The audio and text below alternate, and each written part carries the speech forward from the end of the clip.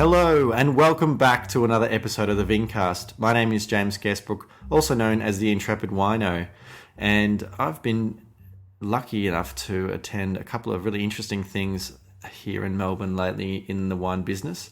One of which was a special event. It's the second time they've run it. It's called Pinot Palooza, which is a big event dedicated to that one variety, that classic variety, Pinot Noir, run by Bottle Shop Concepts, which is the brainchild of Dan Sims. Producers from around Australia and New Zealand all came in to speak their wares, and I was helping behind the scenes with that, which was lots of fun. Lots of great booze, some good food too. That was held at the St Kilda Town Hall.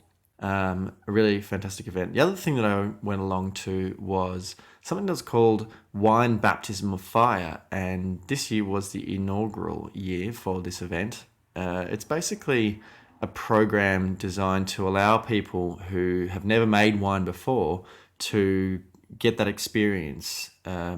Basically, 5 different teams were chosen.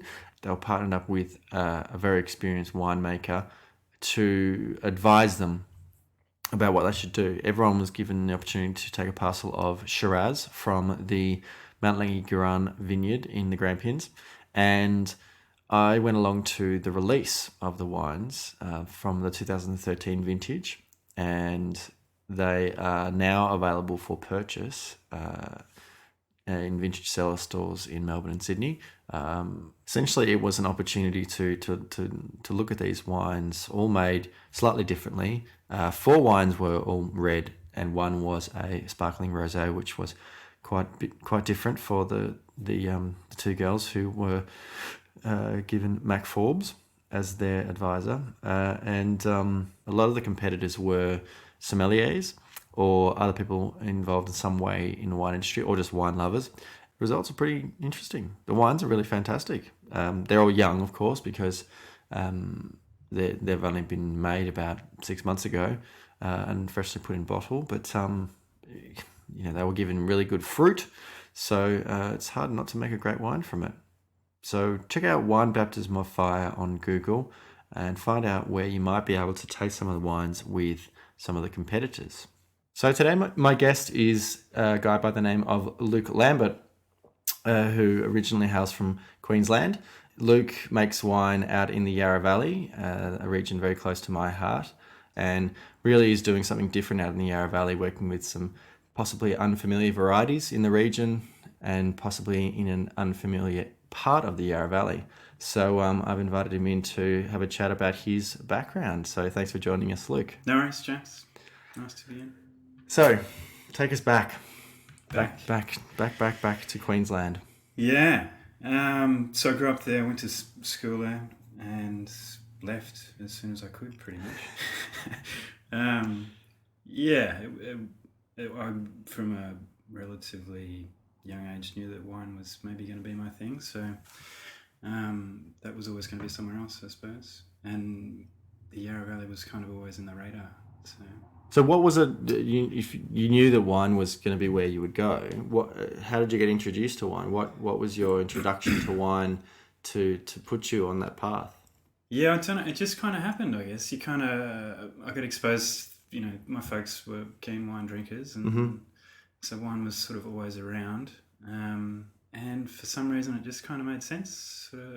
An osmosis kind of. Yeah, I guess so. Yeah, you kind of, what it's like when you're a teenager and your palate's changing a lot, and you're going through adolescence. Totally, yeah. So savoury and salty and kind of dry red wine just eventually sort of made sense to me and sounded like my language. Sort of. Like when you're young and you don't like vegetables because they taste really bitter. Yeah. Actually, I read a little while ago that the reason why things taste more bitter is as a poison, like detecting poison. Right. So if things taste bitter, the idea is, that tastes yuck, and you spit it out. Yeah. And that's part of the reason why I think young kids taste more bitterness in things like broccoli. Yeah. And so when you get into your teens, I guess that's when your palate sort of changes and you actually appreciate more savoury things. That makes sense. Okay. And did your parents sort of they were just wine drinkers, or was it Yeah, they a were wine no wine drinkers, but incorporating wine into cuisine and stuff like that? yeah, it was always there. And I guess the kind of wines that they were into was sort of mature Hunter Valley Shiraz. So Yeah. not big wines, so medium weight, kind of, low alcohol, not oak driven things. That was sort of the first wines that I started drinking. Did you go to school holidays or holidays visit wine Yeah, regions? so parents were, occasionally I'll be dragged to wineries and, I guess that was kind of not an aha moment, but like, wow, that's actually kind of something quite magical. And the whole process sort of, when I eventually sort of understood how wine was made, was just, it seemed like the most amazing thing I'd ever kind of come across, that it was just this raw material that was grabbed that Yeah. turned into something that had amazing longevity and perfume and actually made food taste better. It was like, that's that I would need to be a part of that kind of thing. So that's kind of how it became a part of something that I just had to go and do. Was there ever like an agricultural kind of element to it? Like, At that stage, there wasn't for me. No, I guess I went into it pretty. In hindsight, was pretty cockeyed. Like I went overseas after I left Brisbane, and over there I was drinking more widely and drinking European styles of wine. But when I enrolled to go and study winemaking, I didn't have a very good idea of what being a winemaker involved, or what. It was a little bit naive, I suppose, and it worked out great. But the love of viticulture and growing grapes came later, and now for me that's far more interesting than winemaking and far more important.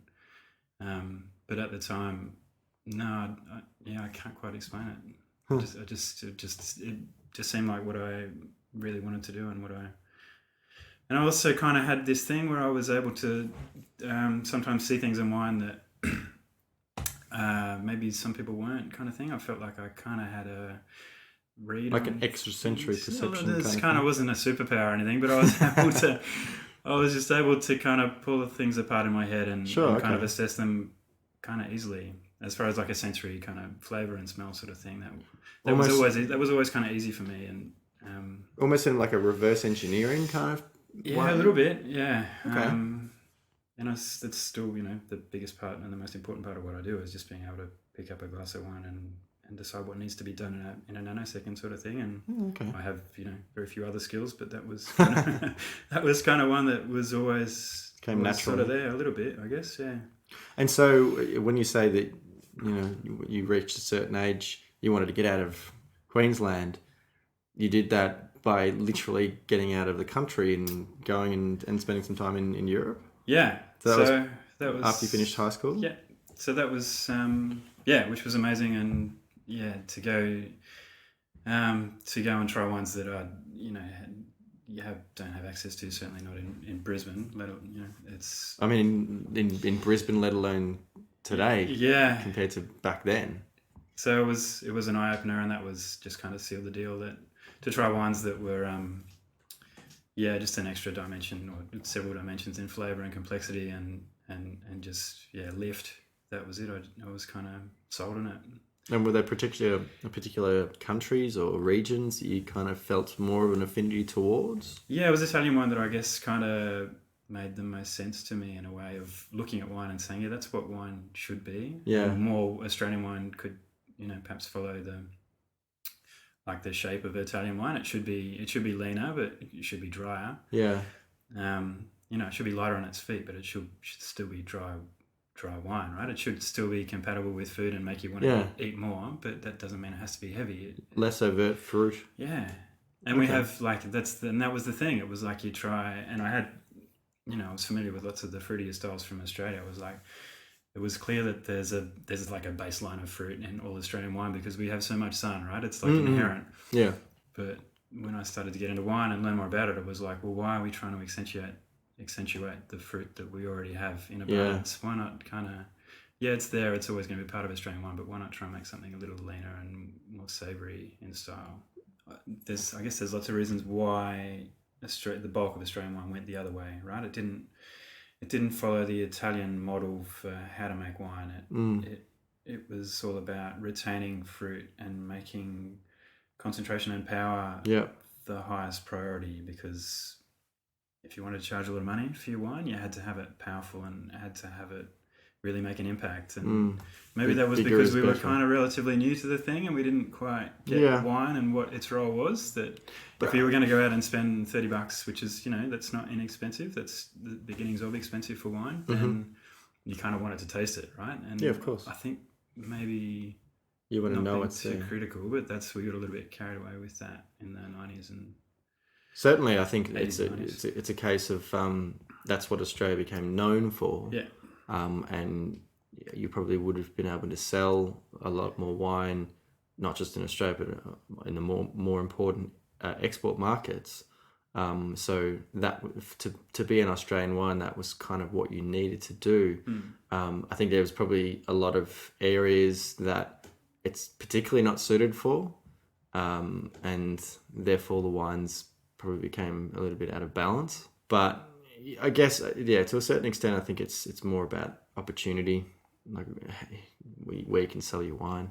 Yeah, and maybe it what was people expect. just as much as that a timing thing of this is brand Australia and it's big and Yeah, that was probably a contributing factor as well. But I'd always sort of the ones I'd enjoyed most weren't big. They were quiet and they had drive and they had structure and they had concentration, but they weren't big wines. They were medium bodied at intensity, but most. not Intensity without blowing your head off. So when I decided that was it, I wanted to go and study winemaking.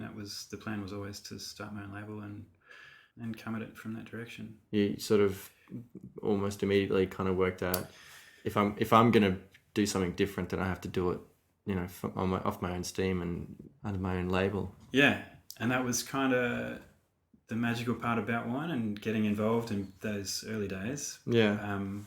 Was the fact that you could kind of do that. You could go and buy some fruit and actually create something that was what you wanted to do. You can actually shape something that was a natural product. So then that I've found really attractive. So it was some this completely raw thing that comes from dirt and water and sun, and with a little bit of tinkering here and there, you could kind of create something that was individual and a thumbprint of not only where it was from, but the style of wine that you wanted to make, and that was very exciting for me. But before you studied, you sort of understood that wine was a product of raw materials, and you had enough experience at that point to sort of look at the finished product and sort of work out, okay, I know what I want to do. That the next step was to study and to kind of go, okay, well, I need to understand what's in the middle and how to take it from this point to this point. Where did you study?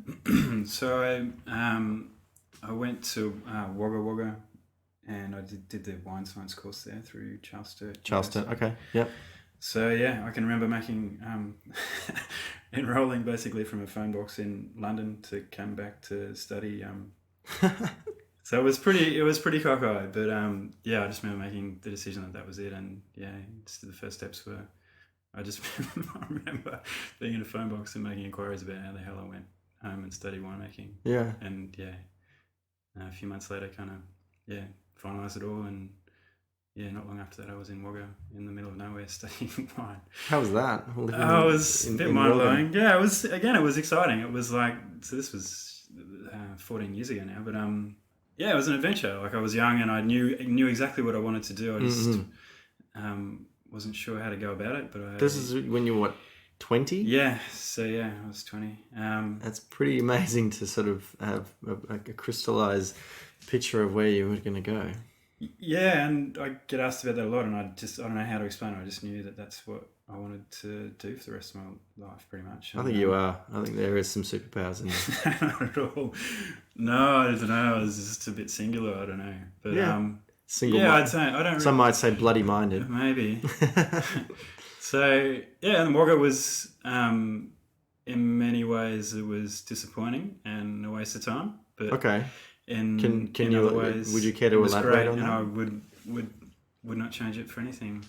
So I guess what I learnt at Wagga, and I should say now that the course has changed quite a bit since I went through, but when I went through, it wasn't really what I wanted to know about wine kind of thing. What the focus was in those days was more tailored for people who wanted to go and work in larger companies, and they're not the make a few barrels and run your own race kind of thing. I didn't learn any skills from.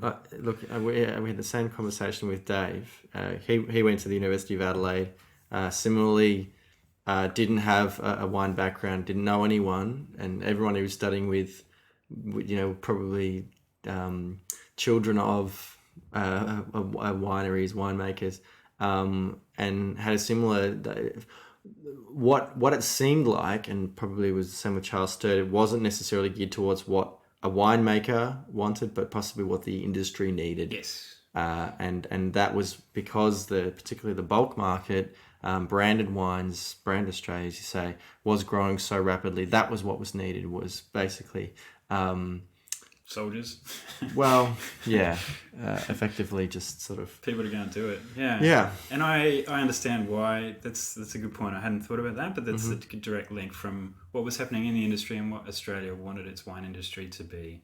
And now, on the other hand, I think it's a very different story. I think it is, yeah, because the whole thing's contracting, and the course has changed a lot as well. And so while that aspect of it was like, I left, 3 years later, and was like, shit, I don't know if I'm going to use any of what I've just learnt about wine, but in the future. I had the same experience when I was studying wine business.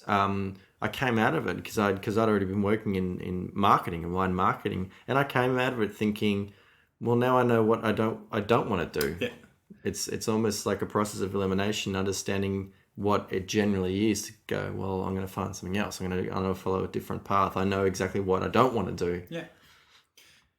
And don't want to be completely down on the course in Moga either, because I learnt some great stuff, and the tastings there were, to go from, and again, in hindsight, not knowing a hell of a lot about wine, but knowing that I loved it, to sitting down and having, numerous blind tastings a week, and really kind of tearing apart, what you were seeing flavor wise and sensory wise in a wine. That was amazing. And then to meet a whole bunch of people that were kind of there for the same reason, and to drink wine with them after hours and to do it all blind, that was essential and invaluable kind of thing. From a technical and scientific perspective, I guess it's a good idea to know exactly what you might need, just to understand it, but to not necessarily use the techniques or the equipment. Yeah, the chemistry of wine, that's important. Anyone can learn that by going to work with someone who knows how to make stable wine for a month or so. Yeah. And the most talented half dozen winemakers I know in Australia have never opened a textbook or been to uni kind of thing. No. So it's managing fermentation and stuff like that. That's important, and that is kind of science-based. But if you're doing it in the right spot, from the right vineyard, in a gentle kind of hands-off kind of way, it's a natural process to turn grapes into wine, and you don't have to manipulate kind of thing. So often the more science you know and use, the worse the outcome is, I reckon, in winemaking in particular. So, really? Yeah. Okay. Because it's just human nature that you want to interfere. So the more information you have in a wine, the numbers, if you're sending off everything for lab analysis, and you have sheets and sheets of paper but telling you about what your wine is doing, the more likely you are to actually act on it and do something. And the less you can do in the life of making a wine, the absolute better it will be. There's no doubt in my mind about that. I make the distinction between using science to understand and observe, and then using science to interfere. Yeah. And if you're using science to manipulate, then you're in it for the wrong reasons. Yeah. If you're having to use science or technology to manipulate a wine, then you haven't got good source material. By the time the fruit gets to you to then craft it into something, you can't fix it. It's already too late. Other problems. That's right. And again, that's not what wine's about. Wine's about, the very natural, the most natural process that there is kind of thing. And I kind of get that, like I was saying before, courses must exist because in theory we must have an industry that produces this amount of litres to feed supply, and that's not all going to be great quality, but it's going to be serviceable.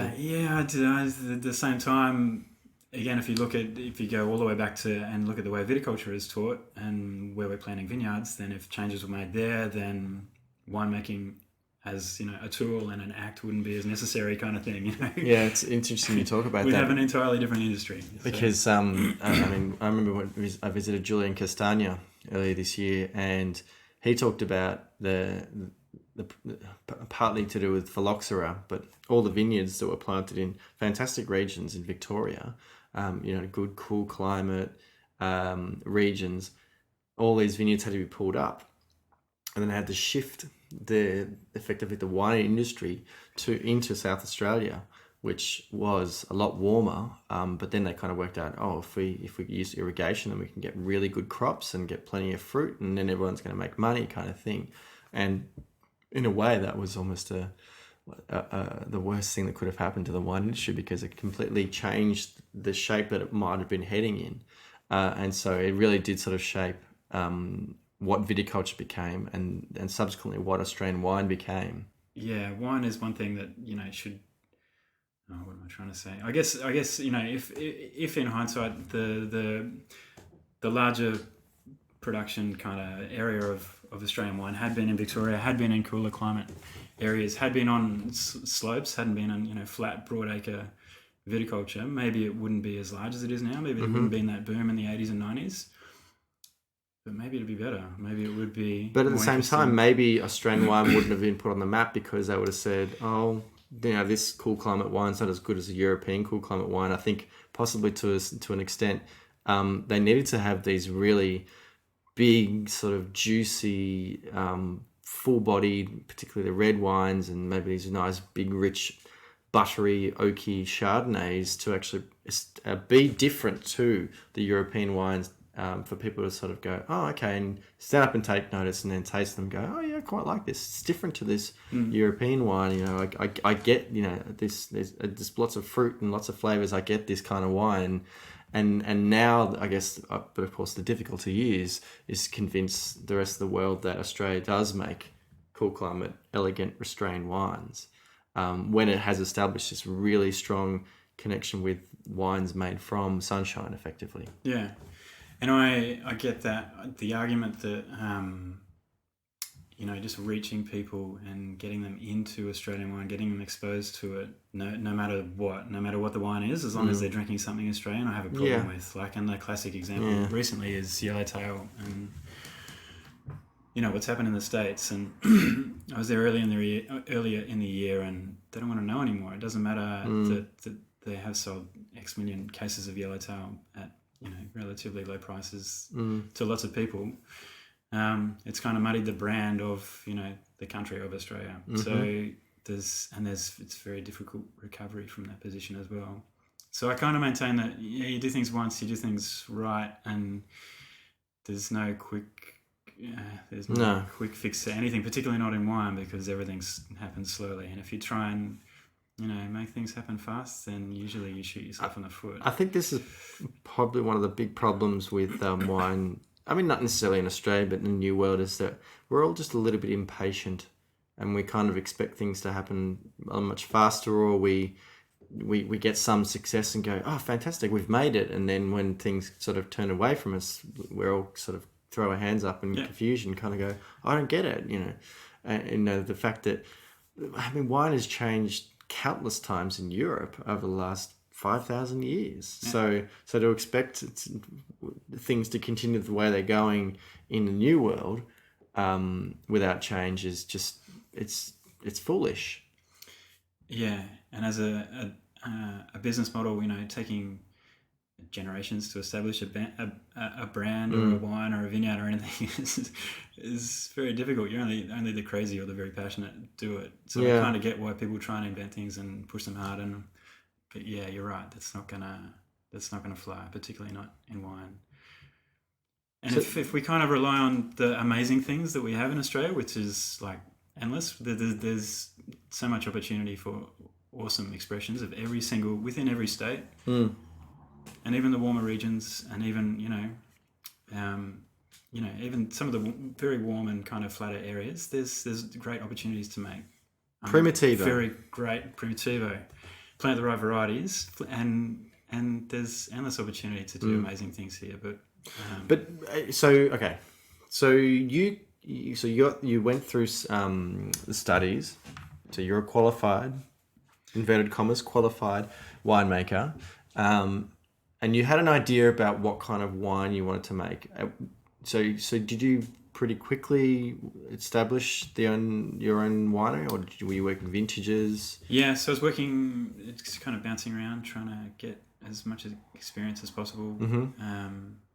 So yeah, I worked in quite a few regions in Australia and Italy and New Zealand, and tried to save up a bit of cash to start my own thing. So after when I finished uni, that was the focus. I bought some small batch equipment, and while I was kind of still, didn't really have a home as such and bouncing around, I was kind of getting ready to make my first wine and do that in the Yarra Valley. At what point did you get introduced to the Yarra Valley to sort of know that was going to be your home? Yeah, so that was a wine kind of experience. It was, I can't remember the exact moment, but they were the wines from the Yarra Valley were just what I liked. They kind of ticked every box for me because they were always very elegant, kind of savoury, just food compatible, and pretty well handled. A lot of the wine that was being made, in the 90s and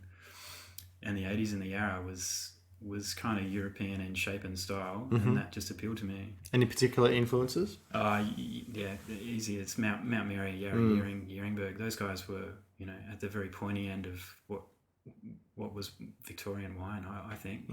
From the 80s onwards. Sure. And they all made just beautiful classic styles of Cabernet-based wines for the most part. That they just spoke to me. They was just like, yep, that's what Australian wine can be and should be. There should be more of this style of wine made here. And I was just kind of drawn to being there, not necessarily to make Cabernet-based wine, but I just knew that was a place where you could make late ripening varieties, and that they would kind of be in a similar vein to those producers. One of the things that possibly people don't realise about the Yarra Valley is that it's a very big region.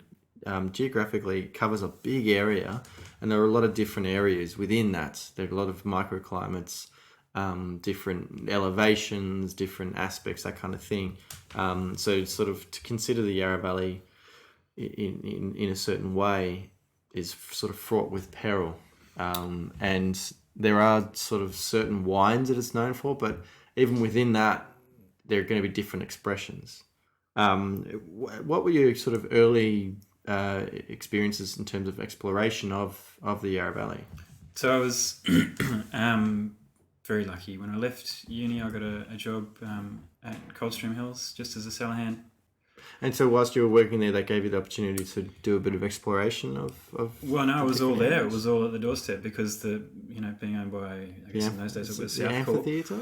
Yeah, the amphitheatre block is the winery, but because it was South Cork and they were putting quite a bit of fruit through there. It was a relatively large winery for the Yarra. They were sourcing fruit from one end of the valley to the other, so across the four distinct the soil zones, I should say, and a whole bunch of different aspects, and everything was kept separate. So it was amazing. Even though it was, a medium-sized winery, it was lots and lots and lots of small batches. So to be able to, fresh out of uni, kind of roll up there and get first-hand experience in everything from fruit to wine of a whole bunch of different microclimates and soil types, and track them the whole way through. It was awesome. It was probably the best training I've had, I reckon. And did you start sort of tinkering at that point? So that was kind of where I found a parcel of land that I wasn't familiar with, like the Yarra Valley. Most people who go there and visit wineries either go to the valley floor where most of the bigger wineries are, or they'll go up to the southern end, the Gembrook kind of side of it. So the valley floor is almost like a triangle sort of between Coldstream, Yarra Glen and Healesville? That's right, yeah.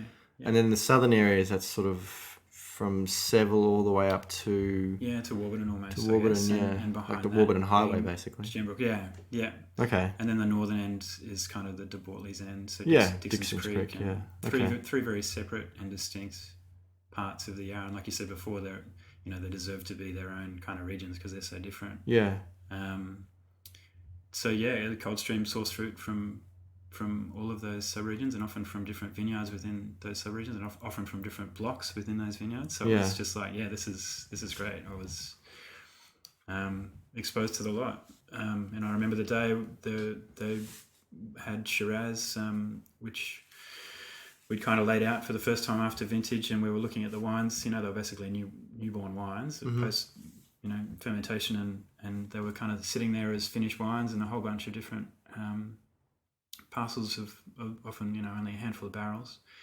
And I came across one particular lot of barrels that was from an area called St Andrews, which at that stage I wasn't really familiar with. I hadn't been in the Yarra that long, but I'd not been up there, and the wine was different again from the other three subregions. It was like this whole other kind of level of savouriness, and it was bright and fresh, but it was also really Italianate in the kind of the style of wine. Okay. So I was like, where's that? That makes sense to me, sort of thing, and was told that it was in this kind of not often visited part of the Yarra, and it was in the far northwest corner, and went up there and saw the vineyard, and struck up a business relationship and friendship with the grape grower and sourced the fruit. So that was the start of it, pretty much. That's where it all started. Yeah, I didn't have any money. I was nowhere near in a position to go and buy a block of land and do it.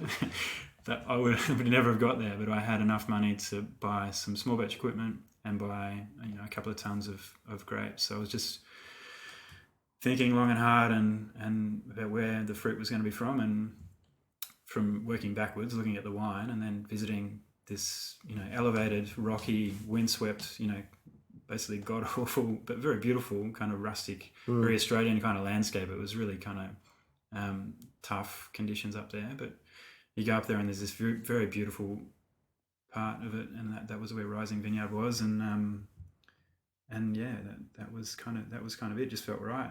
So the following year I bought some fruit and made some wine in my garage, and that was 2004. So initially it was Syrah, Shiraz? That was, that year I just made some Syrah, and the following year I saw some Nebbiolo as well.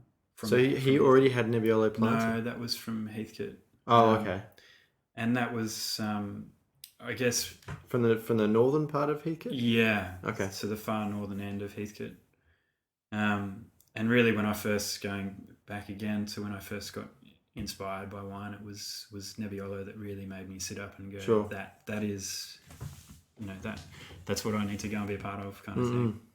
So but there was very little of it planted anywhere, certainly not in the Yarra. But there was a vineyard in Heathcote that I was able to source and make some fruit of, and I did that as a first wine in 2005. And then you were able to convince the vineyard owner to plant some Nebbiolo in the Yarra Valley? Yeah, so it's always been the plan, the wine that I now make quite a few wines, but Nebbiolo has always kind of been the one that that's what I really wanted to devote everything to, and it's certainly a way to sort of distinguish yourself, particularly in a region like the Yarra Valley, which is so strong in varieties like Pinot Noir and Chardonnay and the Bordeaux varieties, to sort of be doing something that's not even French. It's an Italian variety in the Yarra Valley. It's pretty bold. Yeah, and it wasn't necessarily to be contrarian or to be alternative or anything like that. It was just kind of because, that was, in ways that was a good thing because, it was different, and people just kind of took notice and Nebbiolo from Australia kind of thing, but it was also hard. I would argue that it is symptomatic of your single-minded ballsiness. Maybe, but that was nice, but the hard part was that no one knew what the hell it was. So particularly in the early days, I threw everything at it, and I made these wines that were from a vineyard that wasn't particularly well suited to the variety at all. But I did my best, and I'm really proud of the wines that I made from that vineyard. But to go out and sell them when there was very few people interested or listing Nebbiolo, it's slightly different now, but yeah, it was quite hard in those Thankfully. early days. Yeah. I mean, particularly with the Italian varieties, it really does sort of take people to sort of persevere with them. And I think to a certain extent, potentially, it might have been a perception of Italian wine, and the fact that Italian wine has improved really dramatically just in the last 20 years. Sort of pre-90s, there was not a lot of good Italian wine coming in to Australia, let alone being made in Italy. And so, whereas with French wine has been fantastic for however long, and so there's no doubt that you can make great wine from French grape varieties. But sort of for people to sort of persevere and say, no, I've tasted the wines in Barolo, I've tasted wines in Barbaresco. I know that Nebbiolo can make fantastic wines, and I think we can make them here in Australia. And then, as you say, it's a question of where it comes from. The Heathcote region, possibly a little bit warm for the Nebbiolo. And so, to sort of but to still persevere with the variety and say, no, we can make great wine, and then sort of establish it as a category in itself, to sort of then plant it in somewhere like the Yarra Valley, which is possibly a little bit more suited to the variety. Yeah, so that's, and that was, I guess, a big step forward, is being able to, have a couple of growers that didn't think I was crazy when I suggested that maybe some Nebbiolo was a good idea for the Yarra Valley. That they kind of believed in the project, and so from 2007 onwards, we started grafting some bits and pieces and various clones of Nebbiolo into the Yarra. Where did you source the material from? So initially, it was from the Heathcote vineyard. Okay. And even so, just when I look back, and it's a chunk of time. It's 10 years sort of thing since I started making wine. But what's happened in being able to source Nebbiolo and make Nebbiolo and the clones that are available is very rapid. And like you say, the market as well has changed. Those charmers, it's actually very swift. But in 07, all we could really lay our hands on was material from the Heathcote vineyard. Yeah. Now there's you can have your choice of any of 15 different clones, and if you look at Nebbiolo as a variety, it's the most diverse kind of variety that there is, in my view, because there's so many different clones available, and they all make very, very different wine and grow very differently. So to start up with a project with zero information, not knowing even if it was going to be warm enough in the Yarra to ripen Nebbiolo, and only really having this kind of old clone to work with, to the point where now, how many years on that is, 6, 7, we've got a spread of clones across a spread of vineyards, and I feel like I've got a chunk of information to know what is going to work and what will work going forward. It's been awesome. There's been lots of failures, but there's been some ground made as well. So, but you've now got enough vintage under your belt to essentially know the best way. You're pretty involved in terms of the viticulture side of things, and sort of saying what you'd like to happen in the vineyard. Yeah. So, and like we kind of touched on earlier, that's grape growing is where it's at. I mean, winemaking for me is pretty settled. I know what works in the winery. I know what the MO is as far as what how I make Syrah and Nebbiolo, and it changes a little bit year to year depending on the conditions and the fruit that you get. Yeah. Basically, the broad strokes are the same. You do as little as you can to manipulate a wine, and what that means is that everything 90% of the decisions and mistakes or advances that can be made happen when you pick fruit, so that the job's already either won or lost at that point. So all of the very important decisions are made in the 120 days of growing season from spring onwards, I reckon. And even more so from Nebbiolo. Other varieties like Cabernet are quite forgiving, and there's fewer options in how to grow them, and the vine physiology doesn't change a lot. But Nebbiolo is just like the ultimate crazy, fickle, unforgiving thing. It's like, and that's part of the allure. So many variables. A lot of variables. So you now make how many wines? So there's some rosé, Chardonnay, sparkling Chardonnay, Syrah, Nebbiolo. What do you make the rosé from? Nebbiolo and Syrah, so it's a blend. Okay. Yeah. Fascinating. So you're increasing the range a little bit? Yeah, and that's Trying different things, which trying is different things, exciting. I guess, more than anything. The focus, has always been on Syrah and Nebbiolo, and that's what I've made, since '05 as a pair, and they're the wines that. But the Chardonnay, But I the have to say, the Chardonnay Chardonnay is something very special for me. I really like that Chardonnay. I mean, there's a lot of great Chardonnay in the Yarra Valley, but I think that Chardonnay really spoke to me when I tried it. Thanks. That came about by accident. I guess it was. We had a very difficult year in 2011, and it was very wet. And up until that point, I'd always sworn I'd never make white wine. My focus was only ever going to be on Nebbiolo and a bit of Syrah, and I don't know why I was bloody minded. Maybe that was it. I'm not sure.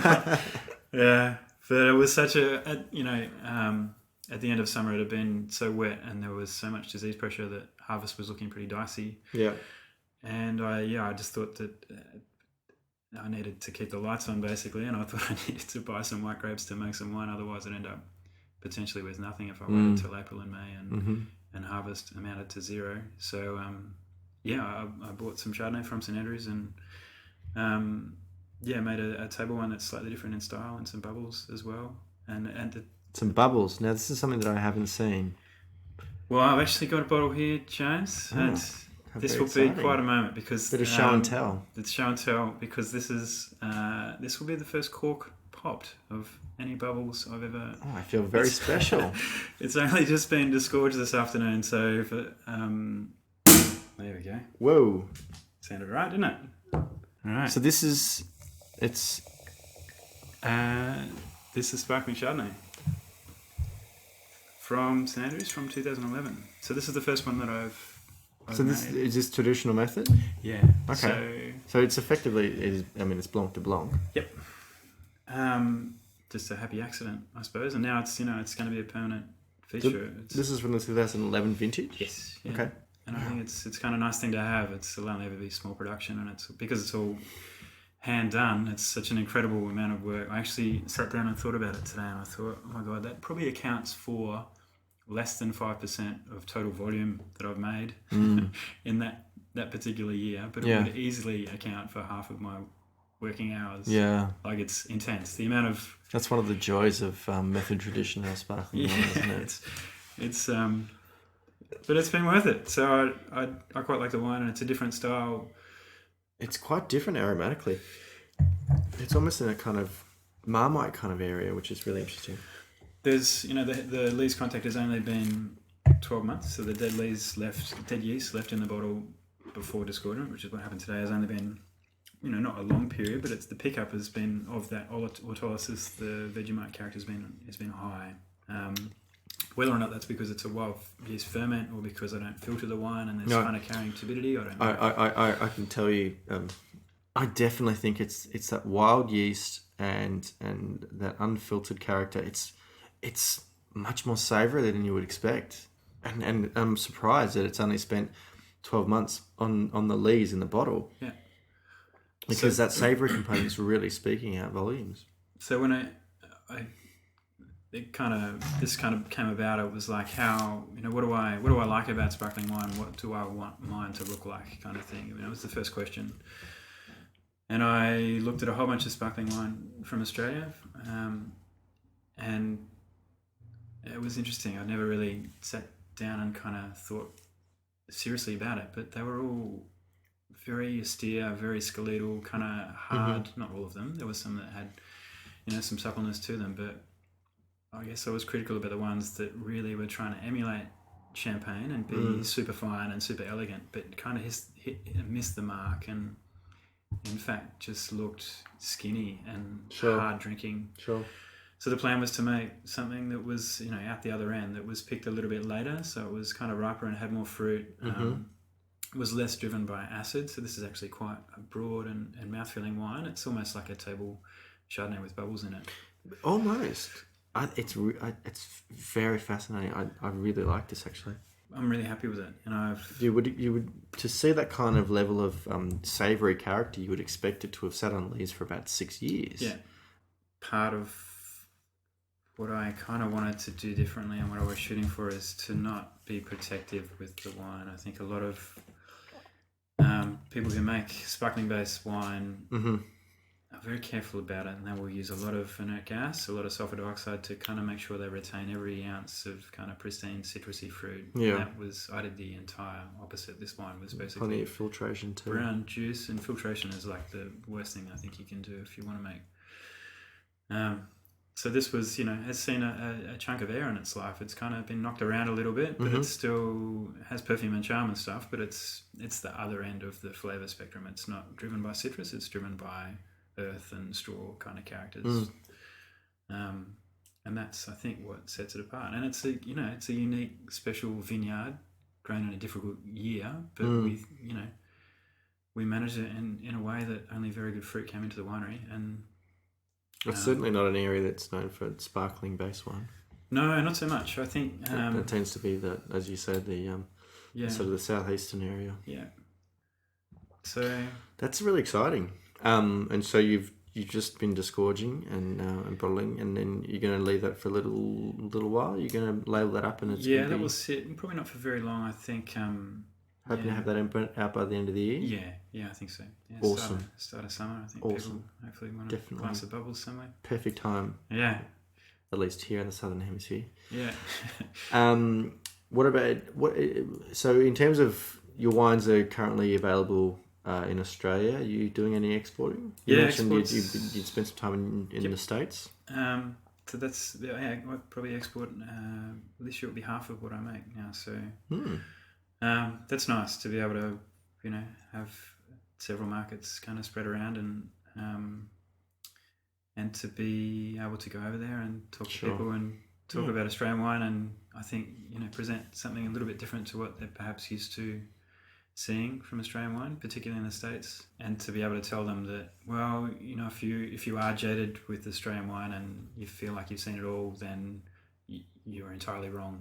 That's your view is not the right one, because I can promise you there's lots of people doing interesting things and focusing on small vineyards and making them in a very hands-off way, and you just need to work a bit harder. You need to dig a little deeper, but Australia is in my view, and of course I'm biased, probably the most dynamic wine scene happening at the moment, particularly, and again, this has got a fair amount of bias in it, but the Yarra Valley is amazing because there's, at the moment, I could list 20 people out there doing incredible things, that small batches, weird stuff, but making wonderful wine, beautiful wine that is very original, and that's exciting. So the next 10, 15 years, particularly in Victoria and the Yarra Valley, are going to be... It's just getting better and better. I think so.